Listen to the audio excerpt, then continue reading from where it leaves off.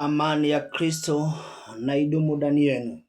Kristo awasaidie jinsi ambavyo ni ya kumpinga Shetani ambaye aliyetesa maisha yenu na aliyeinuka na mapigo ya kuleta uharibifu katika njia zenu na mapito ambao mnaopitia. Lakini jioni ya leo ninaamini ya kwamba kwa unyenyekevu wako na kuheshimu yeye aliyekuumba, kuna neno litakusaidia la kuondoa ile uovu ambapo Shetani aliyeurusha kwako na akawa amekufinyiria, ili ya kwamba ushinde ule uovu kupitia neno la Mungu linalozungumza ya kwamba tumpinge Shetani, naye atakaa mbali na sisi, nasi tukae mbali karibu na Mungu, naye Mungu atakaa karibu na sisi. Hayo ndiyo maneno nitakayo angazia siku ya leo, na ninaamini ya kwamba jioni njema Mungu atakusaidia na atakuwezesha kumpinga Shetani. Kitabu cha waraka wa Yakobo pale mlango wa 4 tukianzia mstari wake ni wa 7 tukiteremka chini, inasema hivi: basi mtiini Mungu, mpingeni Shetani naye atawakimbia. Mkaribieni Mungu naye atawakaribia nanyi. Itakazeni mikono yenu enyi wenye dhambi, na kuzisafisha mioyo yenu enyi wenye nia mbili. Huzunikeni na kuomboleza na kulia, kucheka kwenu na kugeuzwe kuwe kuomboleza, na furaha yenu kuwe hamu. Jidhirini mbele za Bwana, naye atawakuza. Bwana asifiwe. Neno hilo ndilo ambalo Mungu anahitaji tukaweze kuitafakari mimi na wewe, maana liko kwenye maandiko, na ninajua kwamba maandiko ya Mungu yana faida kwa wengi ambao wanaotafuta Mungu usiku na mchana. Jioni ya leo neno hili wacha likusaidie kulitafakari na wewe, maana Mungu amesema ya kwamba basi tumtii Jehova na tumpinge Shetani. Kuna kutii Mungu na kushinda na kupinga Shetani. Hivyo Wakristiano wengi na watu wote ambao wanaomwamini Mungu, lengo kuu ni kupinga matendo machafu yanayoletwa na Shetani, na wanaokaa katika hali kila sana kila dakika yakijaribu kuingia kwenye mawazo yako na kuingia kwenye njia ili ya kuwataki utende kama yeye. Ndipo maandiko ya Mungu yanatuambia kwamba tumtii Mungu na tupinge Shetani. Tumpinge Shetani kwa sababu Shetani anajaribu juu chini vile ambavyo atakavyoleta mambo ya kutuma ukosane na Mungu wako, kama vile ambavyo anavyoshika mawazo ya mtu na kumwelekeza atende mabaya, auwe, aharibu, achukue kitu cha mtu, aibe, atena aingie katika hali ya njia za kigiza. Hayo ni matendo ya Shetani. Ndipo Yakobo alipotaka kuongea na akiandika katika hii waraka, na akasema ya kwamba atumtii Jehova na tumpinge Shetani. Nami ningekuambia kwamba mahali popote ulipo, jifundishe kutii sheria na amri za Mungu kila wakati, ili ya kwamba Shetani anojaribu kuja kufamia mawazo yako na kufamia njia na mapito yako, hakika wewe utampinga na utamweka chini ya miguu zako, nawe utatawaliwa na Roho Mtakatifu, na agano la Mungu litakuwa pamoja nasi na wewe, nasi pamoja na wewe, hata pamoja na wale mnaokaa pamoja na yeye. Maana hakika na wewe, kwa maana wewe umesimama katika hali ya kumpinga Shetani.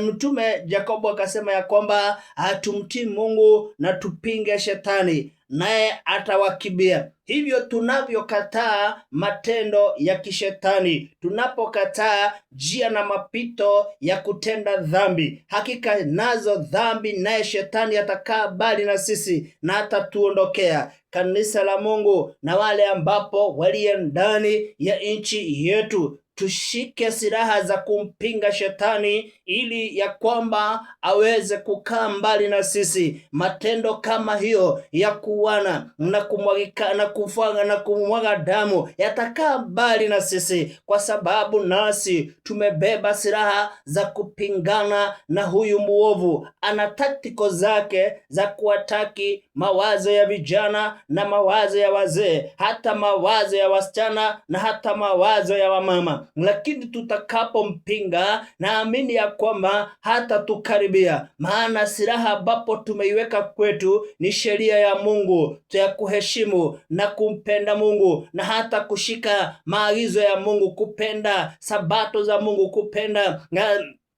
agizo la Mungu aliyotuagiza, hata sikukuu za Mungu, ili ya kwamba tutakapozishika na kuziweka kwenye mioyo yetu, maovu yaliyopandwa na roho chafu hakika yatatuondokea na yatakaa mbali na sisi. Mstari huyo mwingine anasema ya kwamba mkaribieni Mungu naye atawakaribia nanyi, atawakaribieni nyinyi. Itakazeni mikono yenu na enyi wenye dhambi, kuisafisha mioyo yenu enyi wenye nia abili. Anatuambia ya kwamba katika hayo yote tumkaribie Jehova. Njia ya kumkaribia Mungu ni gani? Ni kuomba, ni kusoma maandiko, tumkaribie Mungu, tuoshe mikono yetu sisi ambapo tulionekana tukiwa wenye dhambi. Kuna dhambi ambazo inaonekana kwenye mikononi mwenu. Kuna umwagikaji wa damu ambapo uko mikononi mwa watu waliye katika nchi, hata katika mji wenu unaona ya kwamba kuna wauaji. Damu hiyo uliomwaga, matendo ulioyatenda, tazama, hiyo ni dhambi. Lakini tunaambia ya kwamba tujitakaze mikono yetu iwe safi. Na sisi tuliye na nia mbili, kuna mtu ambapo ako na nia mbili, leo anahubiri Injili, leo ako kanisani, leo ako kwenye intercessor, leo ako katika praise and worship, leo ako katika hali ya kufunga, lakini jioni wakati mwingine ndio huyo ako na nia ingine, azima aende atende dhambi, aende kwa usherati, aende katika wizi, aende katika hali ambapo ni ya uongo, afanye mambo ambayo ni kinyume na sheria za Mungu. Huyo ni mtu ambapo ako na nia mbili, ako kwa mganga, ako kwenye mambo ambapo hayampendezi Mungu, anatafuta pesa katika njia zisizo za haki, na ako kanisani ameingia katika Illuminati, ameshukua pesa zisizo na haki zilizopitishwa kwenye sanamu. Tazama, huyu ni mtu aliye na nia mbili. Ndiposa anaambia kwamba aitakaze moyo wake, awe akose kuwa na nia mbili, amtumainie Mungu aliye mbinguni, ajue ya kwamba ndiye mwenye baraka, ajue yeye ndiye mwenye kuinua, ajue ya kwamba ndiye ambao anaokuja kusimamisha wokovu wa milele ndani ya moyo wake, ajue ya kwamba tunapomtumainia tukiwa na nia moja, yeye ndiye msaada wetu, atatutoa katika hiyo mambo ya umasikini, katika hiyo hali ya kifungo ambacho tuko nacho. Ni nani huyu ambaye atakayejitolea na asimame imara na amuache na awache nia mbili, asimame katika nia moja, aoshe moyo wake, aweke Mungu ndani yake, disconnect na mambo yote ambapo no drive moyo wake na roho wake kwa kutenda mambo mabaya, ako katika nia mbili. Ndipo Yakobo amesema ya kwamba ajisafishe, ageuke, na tena anasema ya kwamba ageuze moyo wake uwe ule ambao aliye na nia mbili. Anamwambia kwamba huzunikeni na kuomboleza,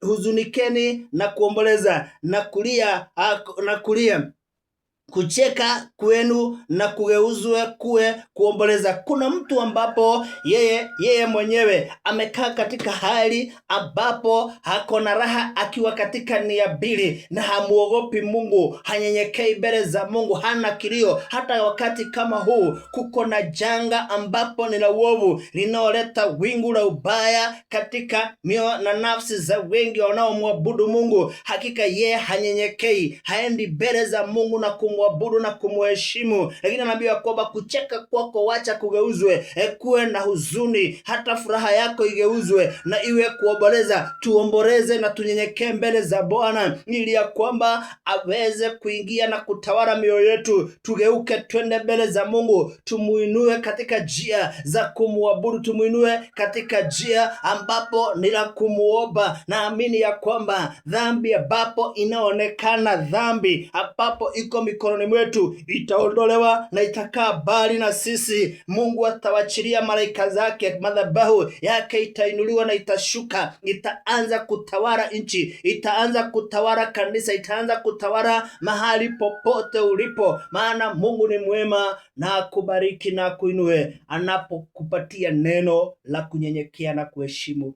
In Jesus' name.